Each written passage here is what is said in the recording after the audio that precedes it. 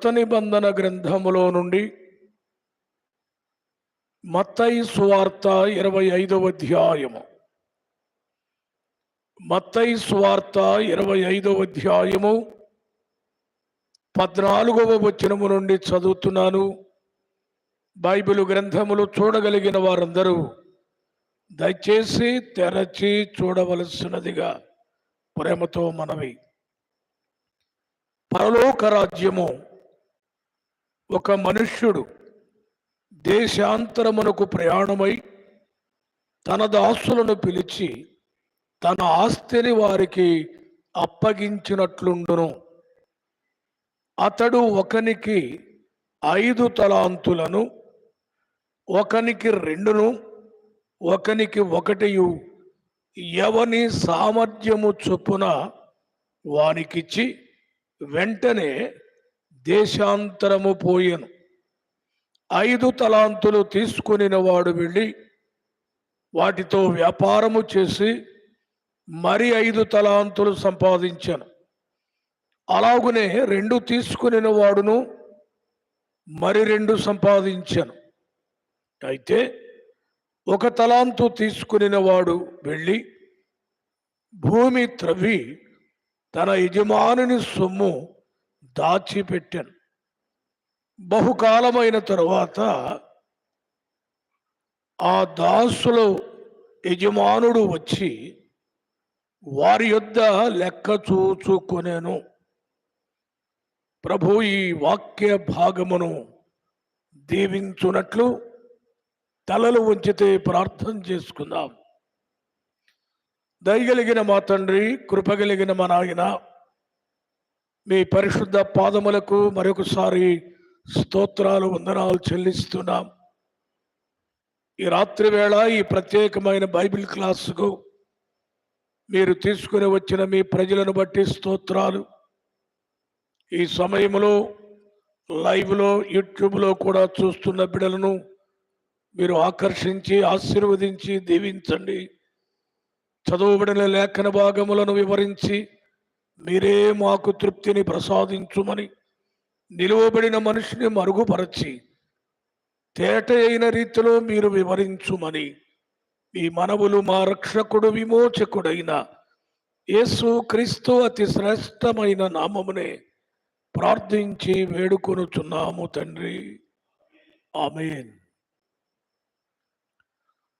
ప్రభునందు ప్రియమైన సోదరి సోదరులారా, ఈ మధ్య కాలములో మనం క్రొత్త నిబంధన సంఘములో దేవుడు సంఘ పరిపూర్ణత కొరకు ఎవరిని ఏర్పాటు చేస్తాడో వాటిని ఒక వరుస క్రమములో చూచాం. మీకు గుర్తుందో లేదో కానీ 5 రకములైన వారిని దేవుడు ఏర్పాటు చేశాడు అని ఎఫెసీ పత్రికలో మనం ధ్యానం చేస్తూ వచ్చాం. ఈవేళ ఒక ప్రత్యేకమైన అంశాన్ని జ్ఞాపకానికి తేబోతున్నాను. ఇవి కొంచెము కష్టతరమైనవే కానీ సాధ్యమైనంత సులువైన రీతిలో వివరించడానికి నేను ప్రయత్నం చేస్తున్నాను. మీరు కూడా శ్రద్ధగా ఆలకిస్తున్నారని నమ్ముతున్నాను. మన ప్రభు అయిన యేసుక్రీస్తు వారు ఆయన ఈ లోకములో ఉన్నప్పుడు ఒక చక్కని ఉదాహరణతో కూడిన సందర్భాన్ని ఈ మత్తయి సువార్త 25వ అధ్యాయంలో 14వ వచనము నుండి చూచినప్పుడు మనకు కనబడుతుంది. ఏమి వ్రాయబడింది అని చూస్తే చదువుతారా? 14వ వచనం. పరలోక రాజ్యము ఒక మనుష్యుడు దేశాంతరమునకు ప్రయాణమై తన దాసులను పిలిచి తన ఆస్తిని వారికి అప్పగించినట్లుండును. ఈ భాష జాగ్రత్తగా గమనించాలి. యేసుక్రీస్తు ప్రభువు మాట్లాడుతూ అన్నారు, ప్రారంభములోనే అన్నాడు, తన దాసులను, తన ఆస్తిని అన్నాడు. ఇది గమనించాలి. యేసుక్రీస్తు ప్రభు అంటున్నాడు, తన దాసులను పిలిచాడు. ఎవరిని పడితే వాళ్ళు కాదు.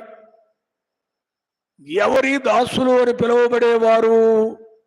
ఎఫెసీయులకు రాసిన పత్రిక 6వ అధ్యాయము 6వ వచనాన్ని చదువుదాం. ఎఫెసీయులకు రాసిన పత్రిక 6వ అధ్యాయము 6వ వచనము.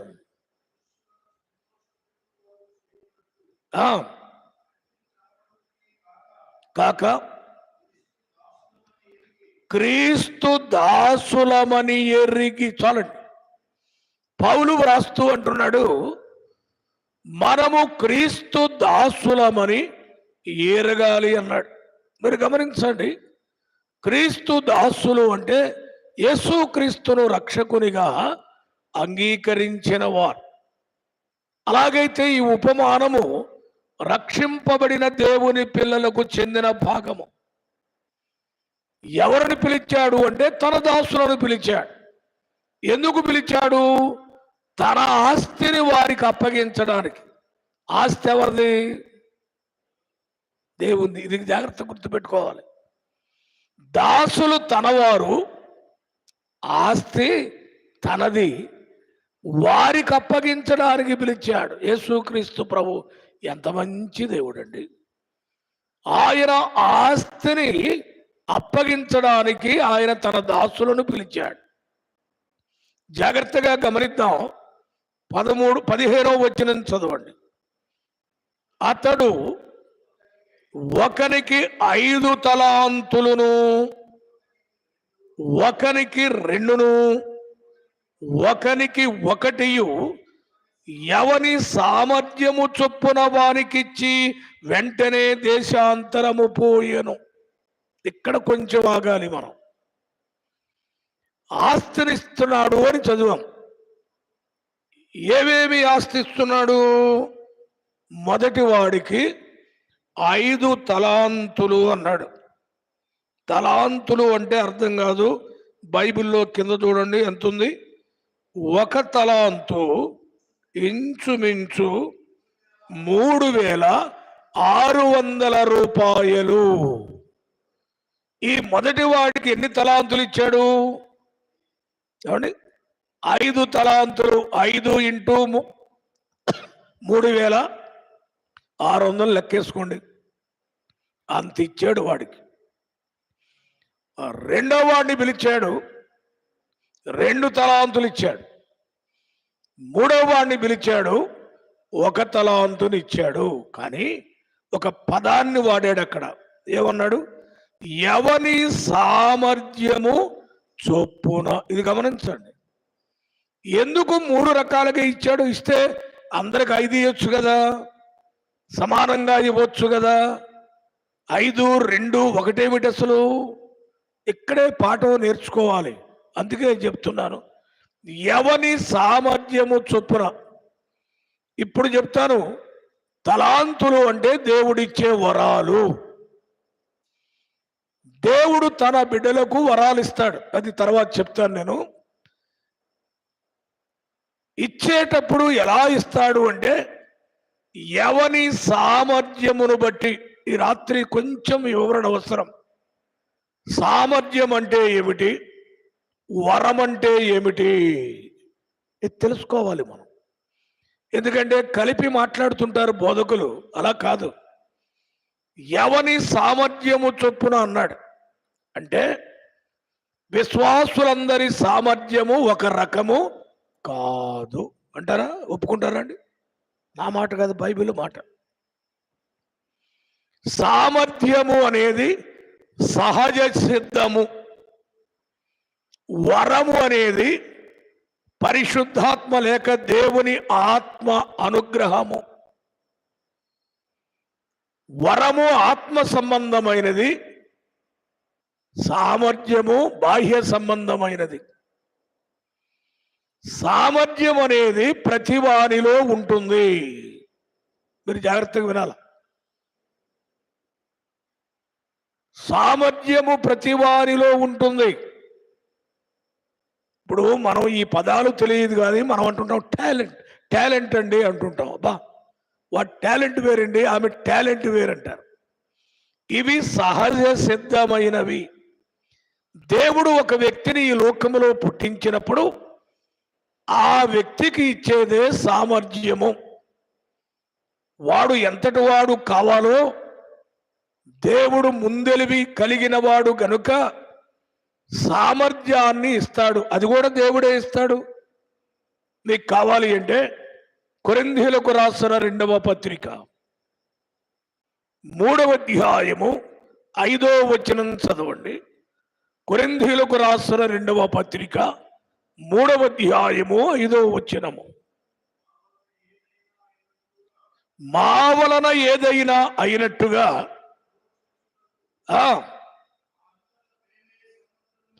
అదిగోండి, మా అంతట మేమే సమర్థులమని కాదు,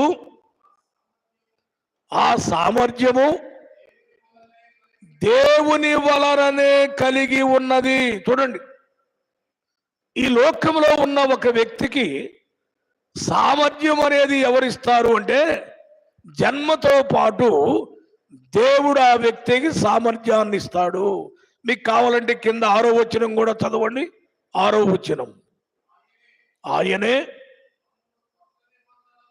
మమ్మును క్రొత్త నిబంధనకు అనగా అక్షరమునకు కాదు గాని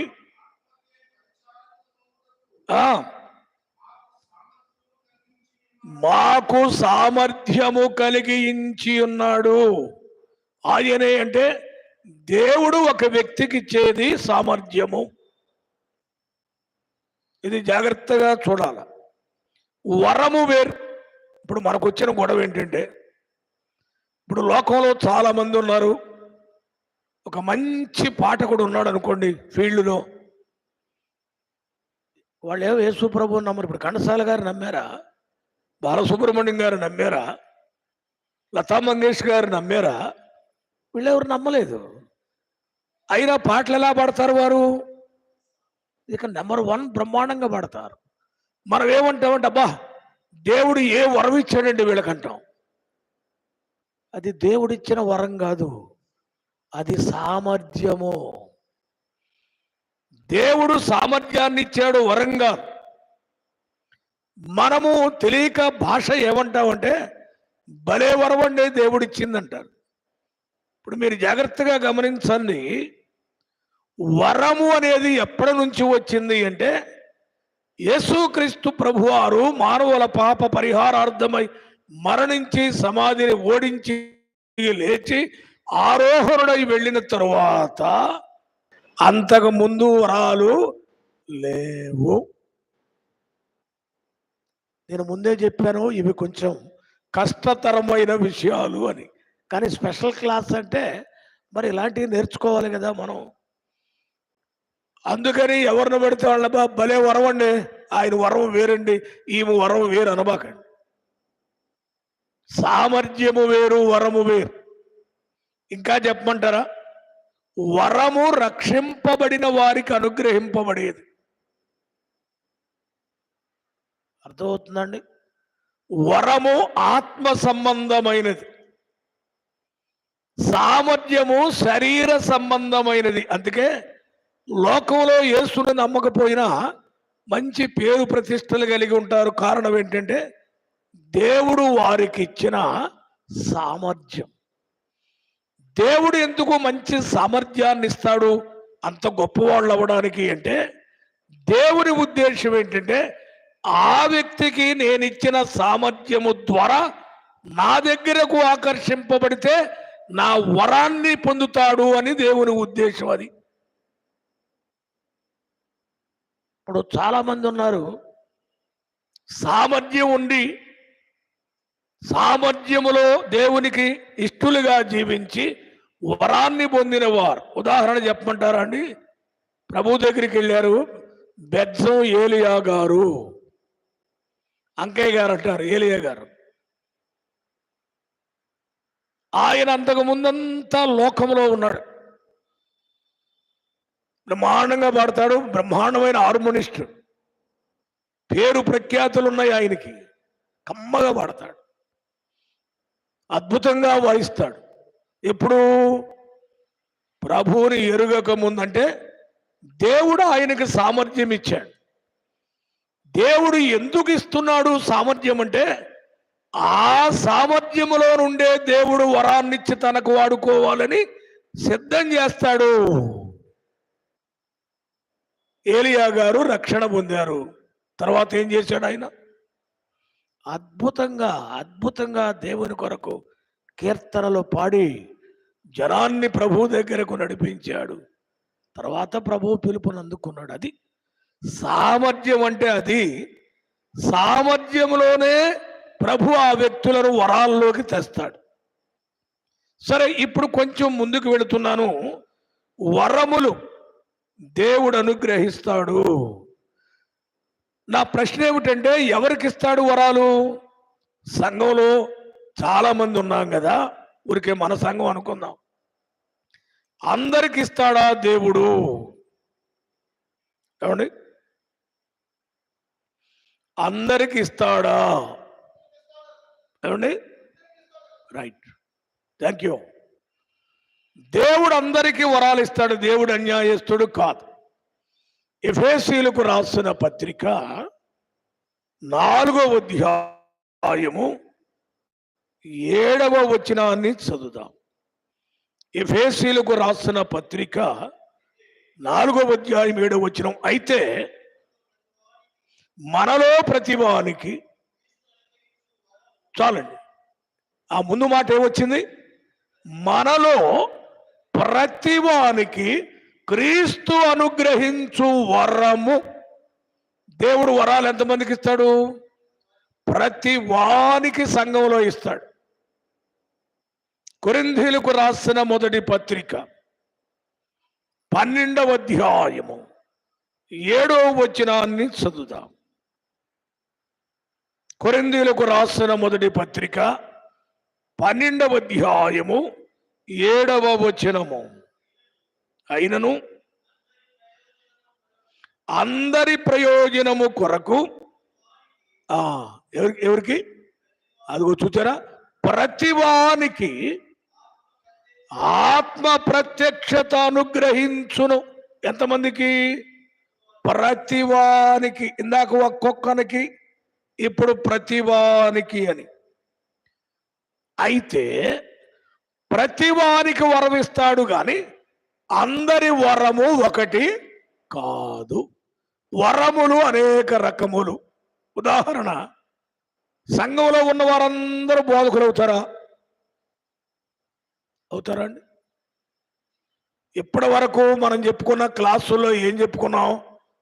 కొందరిని అపోస్తులు గాను, కొందరిని ప్రవక్తలు గాను, కొందరిని కాపరులు గాను, కొందరిని బోధకులను గాను, కొందరిని స్వార్థికులను గాను చేసినట్టు వరాలు రకరకాలు. అందరి వరాలు ఒకటి కాదు. ఇప్పుడు మనం చదివిన పాఠములోనికి వెళుతున్నాం.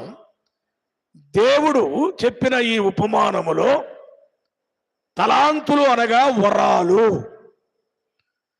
మొదట వ్యక్తికి 5 తలాంతులు ఇచ్చాడు అంటే అతని సామర్థ్యము ఎక్కువనా తక్కువనా? మీరు చెప్పాలా? ఎక్కువేగా. మరి సామర్థ్యమును బట్టే అక్కడ ఇచ్చాడు.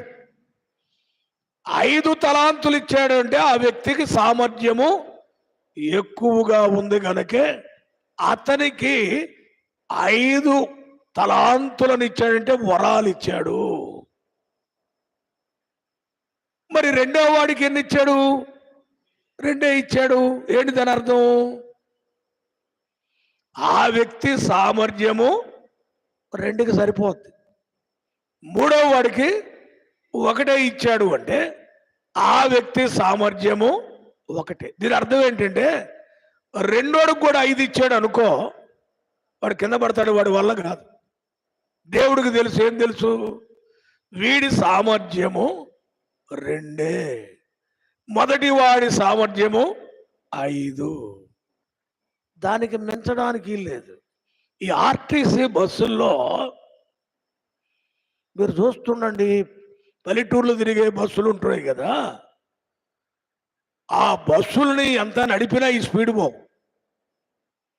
డ్రైవర్ని మీరు అడగండి, ఏమిటంటే తునపోతుల బండిలాగా కొంచెం వదిలో స్పీడ్గా అన్నావు అనుకో, ఆయన ఏమంటాడు తెలుసా?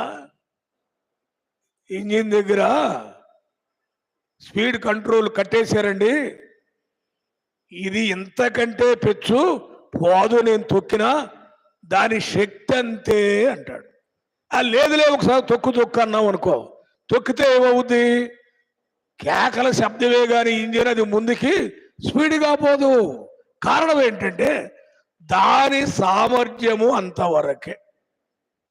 దేవుడు కూడా తన బిడ్డలకు ఇచ్చే వరాలలో వ్యక్తి సామర్థ్యాన్ని లెక్కలోకి తీసుకుంటాడు.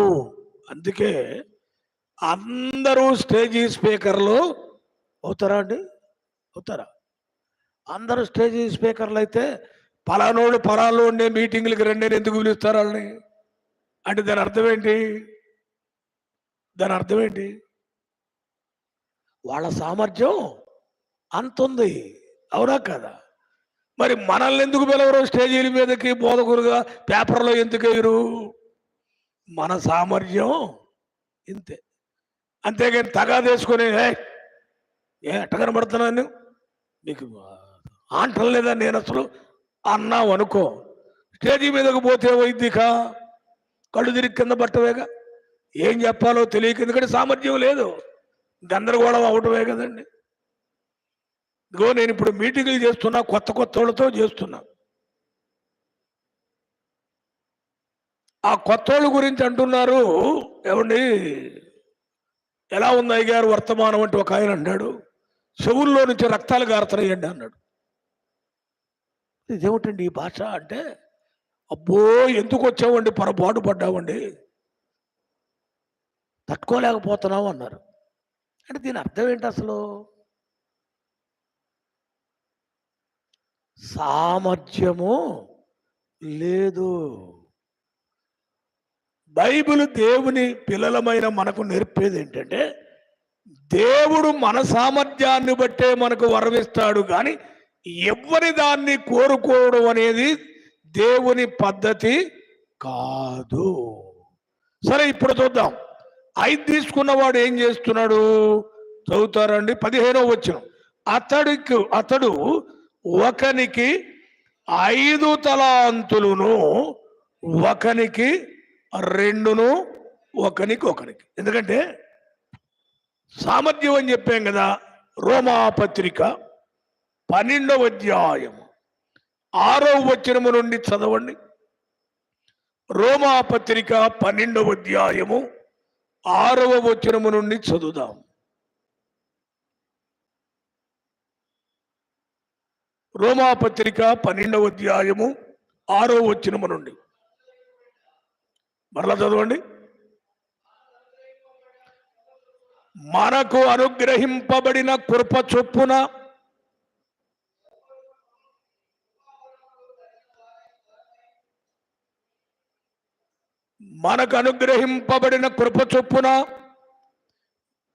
వేరు కృపావరములు కలిగిన వారమై, ఏమండి అక్కడ పదం ఏంటంటే వేరు కృపావరములు కలిగిన వారం. చూడండి, ఈ వరాలన్నీ ఒకటి కాదు, వేరు వరాలు. అక్కడ లిస్ట్ ఇచ్చాడు కదా, ఏమన్నాడు?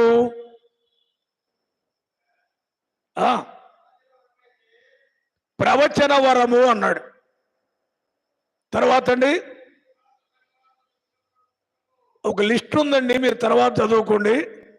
దేవుడు ఎవరెవరికి ఏ వరాలు ఇచ్చాడో ఇచ్చాడు. మనం కూడా ఆలోచన చేయాల్సింది ఏంటంటే, నేనైనా మీరైనా మరెవరైనా దేవుడు మనకు ఏ వరం ఇచ్చాడు దానిని తెలుసుకోవడం చాలా అవసరం. కానీ దేవుడు ఇవ్వని వరం జోలికి వెళితే షాగ్గొట్టు వ్యవహారం తెలుసుకోవాలి.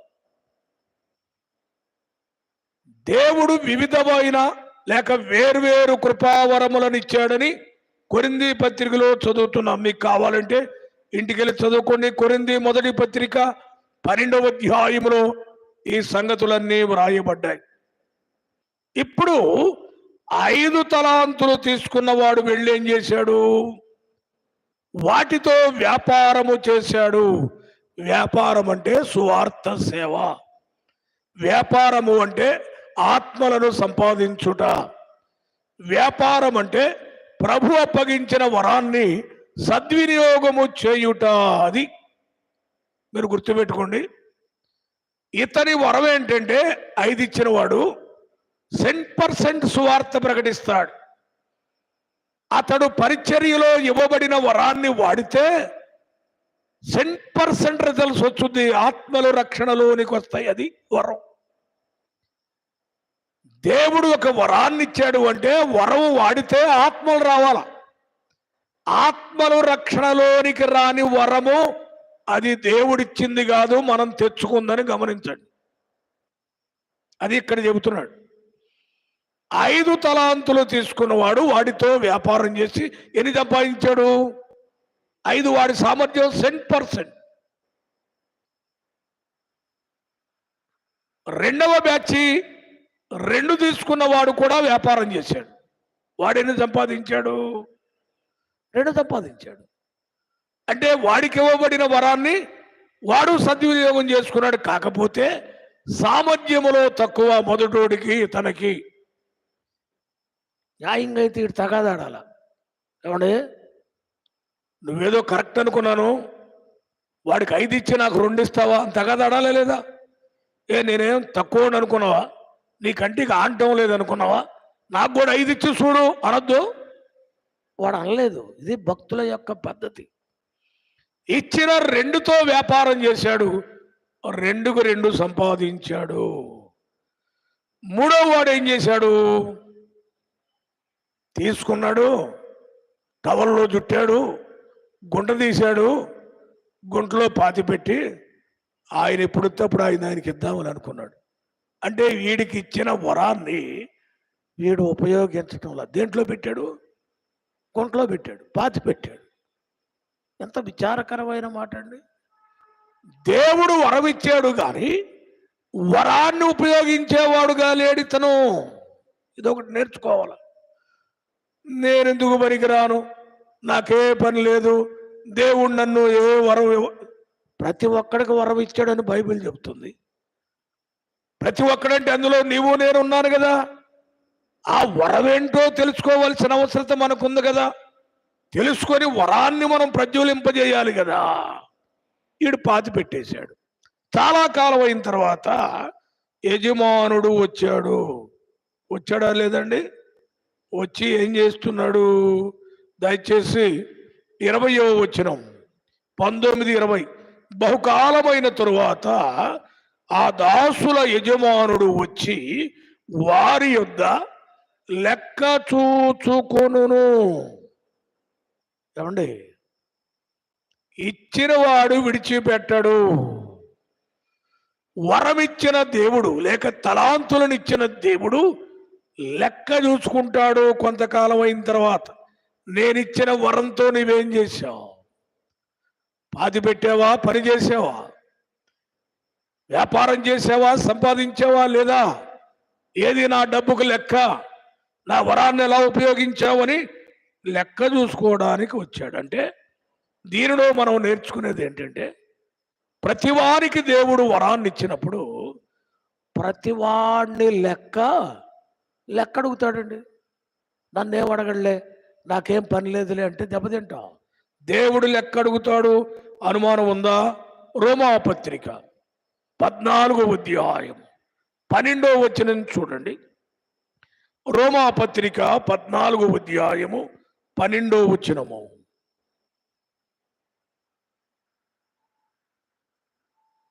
రోమాపత్రిక 14వ అధ్యాయము 12వ వచనం. ప్రతి నాలుకయు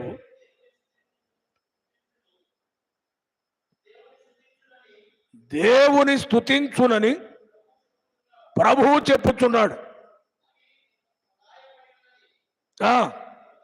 గనుక వినండి ఆ పదం, మనలో ప్రతివాడు, ఈ మాట గమనించాల, తన్ను గురించి దేవునికి లెక్క అప్పగింపవలెను. ఎవరెవరు అప్పగించాలి? ఎందుకంటే వరం ప్రతి వాడికి ఇచ్చాడు కదా, అందుకని లెక్క ఎవడు చెప్పాలి? సోదరీలు అనుకుంటున్నారు ఇది మగవాళ్ళ సంగతి మంద కాదు అనుకుంటున్నారు. ఇక్కడ మగవాళ్ళకే వరాలని చెప్పాలా దేవుడు? ఏమండి, రక్షింపబడిన వారందరికీ వరాలు ఇచ్చాడు. మాకు లేవని మీరు అనుకోబాకండి. మీకు ఇవ్వబడిన వరాలు కూడా లిస్ట్ ఉంది. మీరు దేవుడిని అడిగి నాకు ఏ వరం ఇచ్చావో నేనేం చేయాలి అనేది తెలుసుకోవడం మీ ధర్మం. అంతేగాని అది పురుషుల పనులండి మాది కాదంటే కాదు. మనలో ప్రతివాడు తన్ను గురించి దేవునికి లెక్క అప్పగింపవలెను. ఏమి లెక్క? కొరింథీయులకు రాసిన 2వ పత్రిక 5వ అధ్యాయము 10వ వచనం చదువుదాం. కొరింథీయులకు రాసిన 2వ పత్రిక 5వ అధ్యాయము 10వ వచనము. ఎందుకనగా తాను జరిగించిన క్రియల చొప్పున అవి మంచివైనను సరే చెడ్డవైనను సరే, అదిగోండి, దేహముతో జరిగించిన వాటి ఫలమును ప్రతివాడును పొందునట్లు మనమందరము, చూచరా, ఇందులో మినహాయింపు లేదు, మనమందరమును క్రీస్తు న్యాయపీఠము ఎదుట ప్రత్యక్షము కావలయును. ఎంతమంది నిలబడాలి అక్కడ? మనమందరం. దేనికి నిలబడాలి మనం అక్కడ? ఈ దేహముతో జరిగించిన వాటి ఫలము అంటే మంచివా చెడ్డవా? స్వార్థ పని చేసామా, సొంత పనులకు తిరిగామా? దేవుని కొరకు ఈ దేహాన్ని ప్రయాస పెట్టామా, లేకపోతే సుఖభోగాలకి దాన్ని వాడుకున్నామా? ప్రతి దానికి లెక్క ఉంది, జాగ్రత్త. దేవుడు ఆరోగ్యం ఇచ్చి, దేవుడు ఆయుష్నిచ్చి, దేవుడు మనలను కాపాడుతున్నాడు అంటే తమాషాగా జీవిస్తే లెక్క ఉంది అక్కడ. లెక్క చూసుకుంటానికి రాబోతున్నాడు. అదే ఈ పాఠం. హెబ్రీయులకు రాసిన పత్రిక 4వ అధ్యాయం 13వ వచనం చదవండి. హెబ్రీ పత్రిక 4వ అధ్యాయము 13వ వచనం. మరియు ఆయన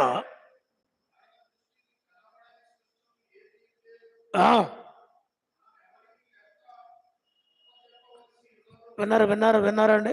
పౌలు అంటున్నాడు, మనము ఎవరికి లెక్క అప్ప చెప్పవలసి ఉన్నదో, ఇంట్లో లెక్కలు లేకపోవచ్చు, లెక్క లేకుండా ఉండొచ్చు, కానీ లెక్క ఎక్కడ చెప్పాలి మనం? ఇప్పుడు ఇంట్లో అనొచ్చు. ఇప్పుడు ఆడమనిషి అడిగింది అనుకో, ఏంటి లెక్క ఇది డబ్బు కంటే నీకు చెప్పేది ఏంది అనొచ్చు. లేకపోతే ఆయన అడిగాడని కావని నేను ఇచ్చిన డబ్బులు ఏం చేసేవాడి, ఏది నీకు చెప్పేది ఇంట్లో వాళ్ళ అనొచ్చు. ఇక్కడికి సరిపోద్ది ఈ భాష, కానీ అక్కడ ఉంది లెక్క. అందరం జాగ్రత్త. మనము ఎవరికి లెక్క అప్ప చెప్పవలెను. ఇట్లంటే మీరు అంటారు, అసలు ఏమి లెక్కలండి ఈ గొడవ అంతా? ఏమి లెక్క చెప్పాలి ఆయనకంటారా? మత్తయి సువార్త 12వ అధ్యాయము 36వ వచనం చదవండి. మత్తయి సువార్త 12వ అధ్యాయము 36వ వచనము. నేను మీతో చెప్పున్నదేమనగా, మనుష్యులు పలుకు వ్యర్థమైన ప్రతి మాటకు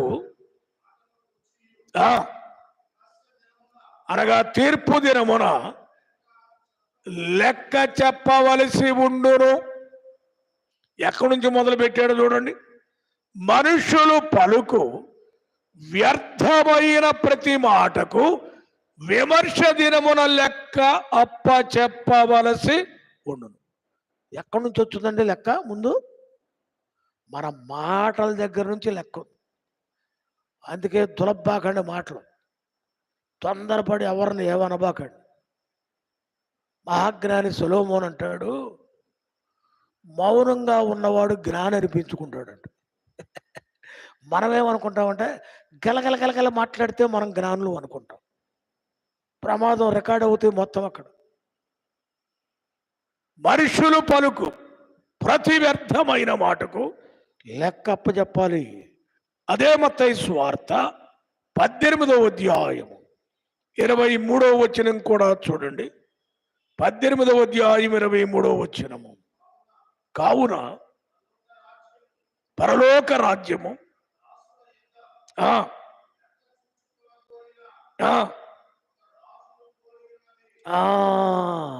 చూచారండి. పరలోక రాజ్యం ఎలా ఉండబోతుందని చెప్తున్నాడంటే, తన దాసుల యొద్ద లెక్క చూచుకొన గోరిన రాజును పోలి ఉన్నది. అంటే ప్రభు రాబోతున్నాడు. దేనికోసం? దేనికి? లెక్కలు చూడటానికి. లెక్కలు, ఆడిట్. దానియేలు గ్రంథంలో మనకు తెలుసు, బెల్షాజర్ అనేవాడు తప్పదాగాడు. అధిపతులకు, సామంతరాజులకు, ఉపపత్రులకు దేవాలయములో తెచ్చిన బంగారు పాత్రలో ఈ మత్తు పానీయాలు పోసి చీర్చుకొట్టుకుని తాగుతూ తందనాలాడుతున్నారు. ఆ సమయంలో రాజనగరు గోడ పూత మీద మానవ హస్తము వంటి ఒక హస్తం వచ్చి అక్కడ ఒక రాత రాసింది. ఏమో రాసింది మనందరికీ తెలుసు. ఏమని? Mare Mare టెకెల్ Upharsin. మనిషి కనపడ్డు, చెయ్యి రాస్తుంది. ఆ రాత రాస్తుంది, చూస్తున్నాడు. వీడికి మత్తు దిగింది, చెమట్లు పట్టిని, ప్రోగ్రాం ఆగిపోయింది, కంగారైపోయాడు. ఏమిటి రాత? ఇది అర్థం కాదు. దీని భావం చెప్పేవారు ఎవరు అని అడిగితే, నీ రాజ్యంలోనే ఉన్నాడయ్యా ఒకడు దానియేలు అన్నారు. ఆయన తీసుకొచ్చారు. దానియేలు చదివి అన్నాడు, రాజా, దేవుడు నీ ప్రభుత్వ విషయములో లెక్క చూచి నీ లెక్కలు ముగించాడు అన్నాడు. అదంట దేవుడు రాసింది. నీ లెక్కలు ముగించాను రా అన్నాడు. రెండవది, నిన్ను త్రాసులో తోచగా నీవు తక్కువగా కనబడ్డావు. మూడవది, రాజ్యమును యొద్ద నుండి తీసి విభాగింపబడి మాదీయులకును పారసీయులకును ఇవ్వబడును. ఆ రాత్రి ఎందే కల్దీయుల రాజైన బెల్షాజరు హతుడాయను. దేవునితో చతురు కాదు. దేవుడు లెక్కలు చూడటం మొదలు పెడితే అదేదో హిందీలో ఉంది, మటాష్ అంటారే, అయిపోద్ది అంతే మన జీవితాలు.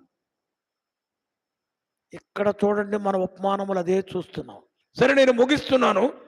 వచ్చాడు, లెక్కలు చూస్తున్నాడు. 5 పిలిచాడు. ముందు వాడు తెచ్చాడు. ఏం చేసావు అన్నాడు. అయ్యా, మీరు ఇచ్చిన దాంతో నేను వ్యాపారం చేశాను, 5కి 5 సంపాదించాను అన్నాడు. అప్పుడేమన్నాడు? ఎవడే? బడా నమ్మకమైన మంచి దాసుడా, నీవు ఈ కొంచెములో నమ్మకముగా ఉంటివి, నిన్ను అనేకమైన వాటి మీద నియమించదును. ఏమండి? కొంచెములో నమ్మకంగా ఉంటే అనేకమైన ఇస్తానంటున్నాడు దేవుడు. అంటే టెస్టింగ్ చెప్తున్నాడు ఇక్కడ. ఏమిస్తాడు అనేకమైనవి అంటే? ఒక మాట చూడండి, మత్తయి సువార్త 24వ అధ్యాయము 47వ వచనం చదువుదాం. మత్తయి సువార్త 24వ అధ్యాయము 47వ వచనము. అతడు, వినండి, యజమానుడు అంటున్నాడు, ఎంత ఇస్తాడో చూడండి. నా యావదాస్తి మీద వారిని ఉంచునని. ఏమండి? ఎంత ఆస్తి మీద పెత్తనం ఇస్తాడు? యావదాస్తి మీద. అబ్బా, నమ్మకంగా ఉన్నవారిని దేవుడు యావదాస్తి మీద నమ్మకంగా ఉంచుతాడు. సరే, నా పాఠం ముగించాలి, టైం అయింది. 2 వాడిని కూడా పొగిడాడు. ఆఖరికి ఒకడోడితో ఏమన్నాడు తెలుసా అండి? వాడిని ఏమన్నాడు మీకు గుర్తుందా అండి? 30వ వచనం చదవండి. లేకపోతే ముందుగా ఒక మాట 26 చదవండి. దేవుడు ఏమన్నాడు? అందుకు అతని యజమానుడు వాని చూచి, సోమరివైన చెడ్డదాసుడా. ఏమండి? వీడికి దేవుడు పెట్టిన పేరేంటి? సోమరి అంటే ఇటు పని చేయడు, వరం ఉండి కూడా పని చేయడు, వరం దేవుడు ఇచ్చినా కూడా లెక్క చేయడు. అందుకే దేవుడు అన్నాడు సోమరే కాదు ఇడు చెడ్డోడు అన్నాడు. అన్నాడా లేదా అండి? ఇంకో మాట చెప్పమంటారా? 30వ వచనం చదవండి, ఏమన్నాడు? మరియు ఏమండి, పనికి మాలిన దాసుడి మీరు చూడండి, ఎంత కోపం వచ్చిందండి ఆయనకి, యజమానికి. ఒరే సోమరి, ఒరే చెడ్డోడా, ఆఖరికి ఏమన్నాడు? పనికి మాలినోడా అన్నాడు. అన్నాడు వీడి కాళ్ళు చేతులు కట్టి వెలుపటి చీకటిలోకి త్రోసివేయుడి, అక్కడ ఏడ్పును పండ్లు కొరుకుటయ్యను ఉండును అనేను. చూచారా? దీని అర్థం ఏంటంటే దేవుడిచ్చిన వరముల విషయంలో ఏ వరం అన్నా ఇవ్వండి, వరాలన్నీ ఒకటి కాదు చెప్పా. బోధించే వరం ఇచ్చాడా, ఉపకార వరం ఇచ్చాడా, హెచ్చరించే వరం ఇచ్చాడా, పరిచర్య వరం ఇచ్చాడా, పాటలు పాడే వరం ఇచ్చాడా, ఇంకేదన్నా మందిర సంబంధమైన పరిచర్యలో ఆ వరాన్ని ఇచ్చాడా? అది లేకుండా ఒకటే పట్టుకొని నేను కూడా బోధ చేస్తాను, నేను కూడా స్టేజ్ స్పీకర్, అది నీకు ఇస్తే చేయొచ్చు. సామర్థ్యం ఉండాలా, దేవుడు ఇవ్వాలి, ఆ వరాన్ని కూడా దేవుడు ఇవ్వాలి. ఇవ్వకపోతే మనం ఏం చేస్తామండి? దేవుడు వరం ఇవ్వకుండా ఒక వ్యక్తి చక్కగా ఉపదేశాన్ని చెయ్యలేడు. గుర్తుపెట్టుకోండి, బోధ చేయడం ముఖ్యం కాదు, వరము కలిగిన వాడు చెబితే ప్రజలకు మేలు కలుగుద్ది. వరము కలిగిన వాడు చెబితే ఆత్మలు రక్షణలోనికి వస్తాయి. వరము కలిగిన వాడు మాట్లాడుతూ ఉంటే దేవుడు నాతోనే మాట్లాడాడు అని విశ్వాసులు ఉజ్జీవింపబడతారు. అది వరము లేని వాడు మాట్లాడితే ఏమంటారంటే ఎంతకంటే ఎవరు దొరకలేదంటండి, అల్లాడిచ్చాడండి వాళ్ళు అంటున్నారు. అంటే ఏంటి దీని అర్థం? దేవుడు నీకు ఆ వరాన్ని ఇవ్వలేదు, నీకు ఇచ్చింది వేరుగా ఉందని గుర్తించాలి. అది ఇప్పుడు చాలా సంవత్సరాలు మేమెవరూ బోధ చేసేవాళ్ళం కాదు, మీకు తెలియదు ఈ సంగతి. మందిరం ఓడవటం, చాపలేయటం, హార్మోని తబలాలు ఉంటాయి, వాయిద్యాలు, నేను జఫన్యా మేమంతా వాయిద్యాలు వాయించడం, పాటలు పాడటం, మర్యాదగా కూర్చోటమే. అక్కడ పెద్దలు కూడా ఎప్పుడు మమ్మల్ని బాయ్ మీరు మాట్లాడతారా, నిలబడండి, మాకు ప్రార్థన కూడా ఇచ్చేవాళ్ళు కదండి, పెద్దవాళ్ళే చేసేవాళ్ళు. మేము చూస్తుండేవాళ్ళం, వింటుండేవాళ్ళం, ఏం మాట్లాడుతున్నారో నేర్చుకునేవాళ్ళం. ఇప్పుడు ఇన్ని మాటలు ఎందుకండి? ఇప్పుడు నేను ఆనందం గారి కుమారుణ్ణి, ఆనందం గారు గొప్ప దైవజనుడు, ఆయనతో నేను చాలా ఊర్లు, చాలా రాష్ట్రాలు కూడా తిరిగాను పరిచర్య ఆయనతో. ఎక్కడైనా ఎప్పుడైనా ఎన్నడైనా మావాడు కూడా వాక్యం చెప్తాడు చెప్పించుకుండని ఆయన సర్వీసులో చెప్పాలి ఆయన. నాకు అది ఆశ్చర్యం.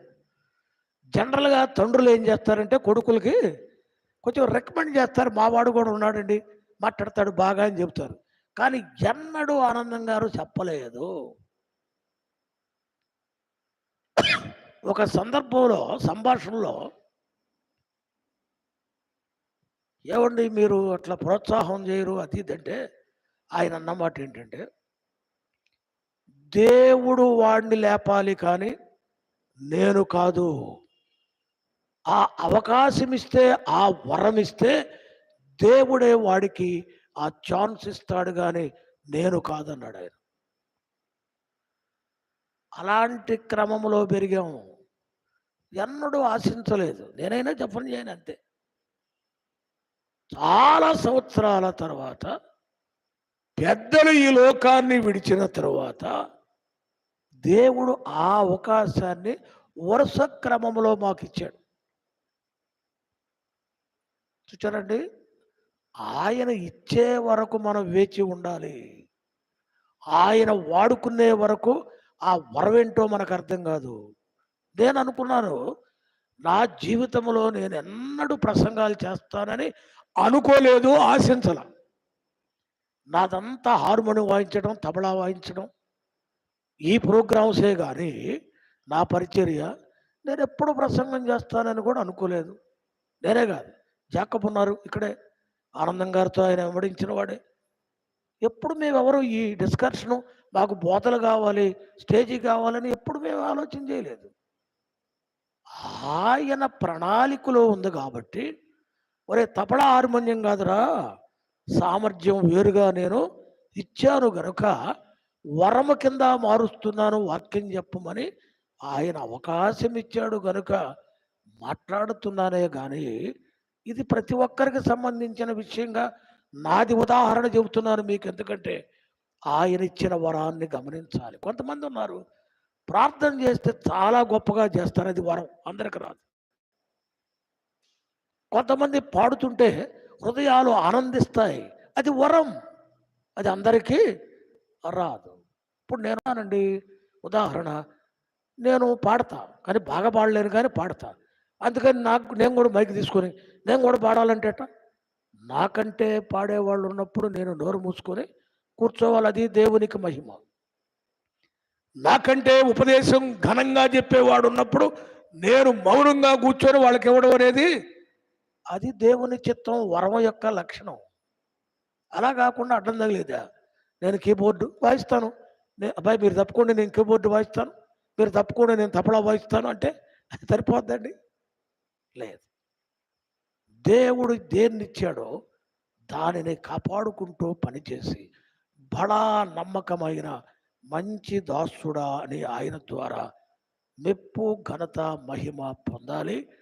అప్పుడు ఆయన ఇచ్చే అధికారాన్ని స్వీకరించాలి. దేవుడి వాక్యమును మనందరి వినికిడిలో దీవించి ఆశీర్వదించునుగాక.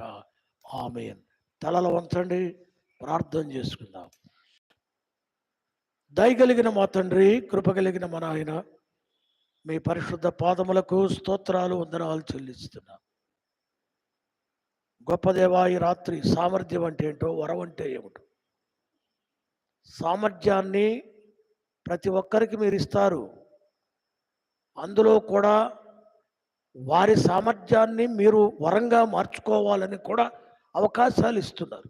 చాలామంది అలాంటి అవకాశాన్ని వినియోగించుకొని మీ ద్వారా వరములతో ప్రజ్వలిల్లారు ఈ లోకములు. కొంతమంది సామర్థ్యముతోనే నశించిపోయారు. ఈవేళ ఆ సంగతులను తేటగా మీరు మాకు బయలుపరిచారు.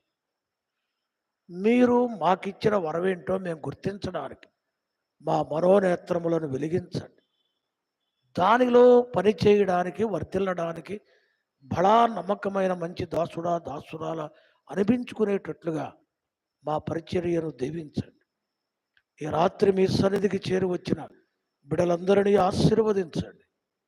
లైవ్లో యూట్యూబ్లో ఉన్న బిడలందరినీ కూడా మీ నామములో దీవించండి. తిరిగి మీ ప్రజల గృహాలకు వెళ్ళబోతున్నారు, క్షేమంగా గృహాలకు చేర్చి మీ చిత్తమైతే మరి ఒకసారి ఇలాగున మీ మందిరములో చేరి మీ సన్నిధిలో ఆనందించే భాగ్యాన్ని మా అందరికి దయచేయుదురు గాకని ఈ మనవులు మా రక్షకుడు విమోచకుడైన యేసు క్రీస్తు అతి శ్రేష్టమైన నామమునే ప్రార్థించి వేడుకొనుచున్నాము తండ్రి. ఆమేన్.